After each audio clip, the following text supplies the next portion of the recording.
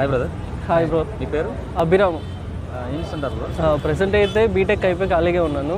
So jobs try చేస్తున్నా హైదరాబాద్ వచ్చి. ఇప్పుడు ఏపీ ఎలక్షన్స్ ఉన్నాయి కదా, సో ఏ పార్టీ అధికారంలోకి వస్తే బాగుంటుంది అనుకుంటున్నారు? నేనైతే 2024లో 24 సీట్స్తో ఖచ్చితంగా టీడీపీ జనసేన అనే పార్టీ స్థాపిస్తుంది. ఎందుకన్నా బ్రో?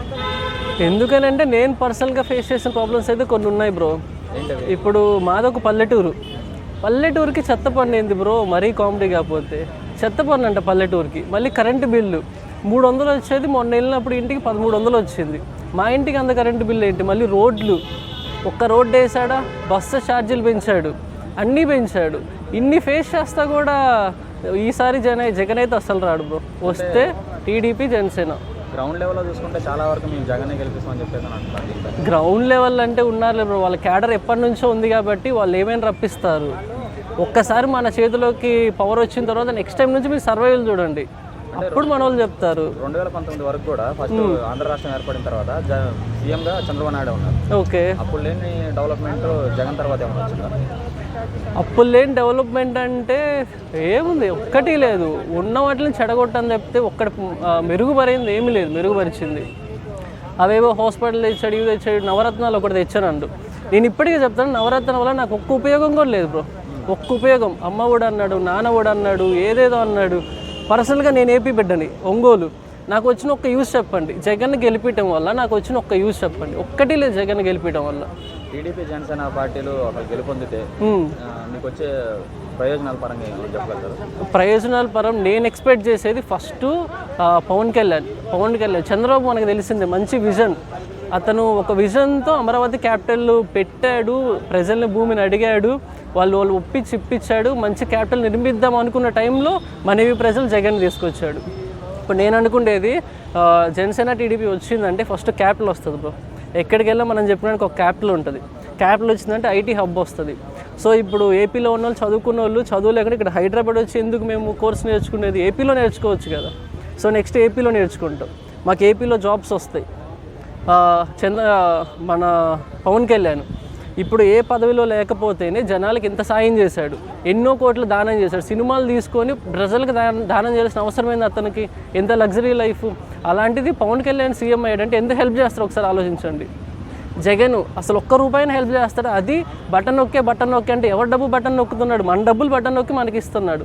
పవన్ కళ్యాణ్ అతను కష్టపడి సంపాదించిన డబ్బులు జనాలకి పంచుతున్నాడు. ఇక్కడే అర్థం కదా మనకి పవన్ కళ్యాణ్ వస్తే ఎలా చేస్తాడు.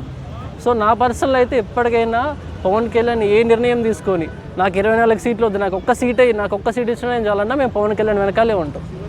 ఎప్పటికైనా ఒకరోజు నా గోలు పవన్ కళ్యాణ్ సీఎం అవుతాడు. అంటే ఇప్పుడు అలయన్స్ ఉంది కదా టీడీపీ జనసేన. అవునవును.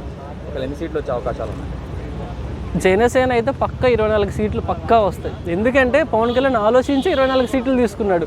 పోటీ చేయాలంటే 175 సీట్లు పోటీ చేయగలడు, కానీ పోటీ చేసి సరిగ్గా అక్కడ మెజారిటీ లేక ఎట్లాగో పవన్ కళ్యాణ్ డబ్బులు పంచడు. ఎవరినైనా మీరు డబ్బులు పంచొద్దు, నిజాయితీకి పోటీ చేయండి, జనాలు మార్పు వస్తుంది, జనాలు ఓటేస్తారు అని చెప్పి పవన్ కళ్యాణ్ 24 సీట్లు తీసుకున్నాడు. సో 24 సీట్లు పక్కా గెలుస్తాం. బీజేపీ ఇంకా పొత్తుకు రాలేదు కదా దీనిపైన? బీజేపీ పొత్తు అంటే రేపు వెళ్తున్నారు పవన్ కళ్యాణ్, చంద్రబాబు, అమిత్ షాని కలుస్తున్నారు. సో కలిసి రేపు ఒక నిర్ణయానికి వస్తారు, బీజేపీ కలుస్తుందా లేదా అని. ఓకే, ఒక టీడీపీ జనసేన అలయన్స్ వస్తే సీఎంగా ఎవరెవరు ఉంటారు?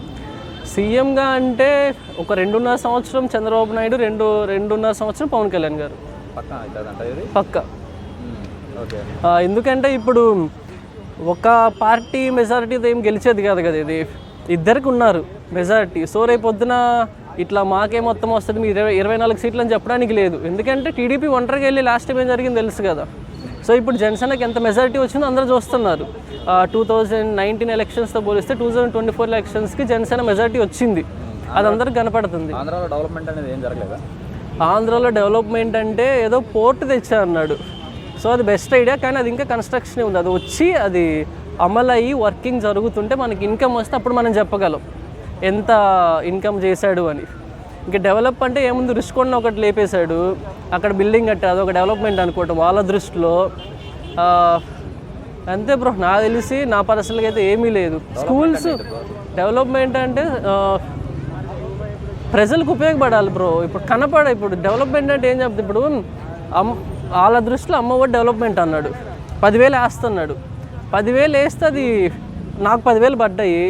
అది డెవలప్మెంట్ అంటే నలుగురు ఉపయోగపడాలి. ఇప్పుడు ఒక 10,000 పెట్టినామంటే వాడు ఆ 10,000తో ఎంత లాభం సంపాదిస్తున్నాడు. అందువల్ల 10,000 ఇస్తే ఓకే, వాడు హ్యాపీ. డెవలప్మెంట్ అయిపోయిందంటే ఎట్లాగా? సో అది బ్రో. ఫైనల్గా 2024 ఏపీ ఎలక్షన్స్లో సీఎంగా ఎవరు? నేను కోరుకునేది ఎప్పటికీ power star Pawan Kalyan. Class గుర్తుగా మన ఓటు. Thank you. Okay bro.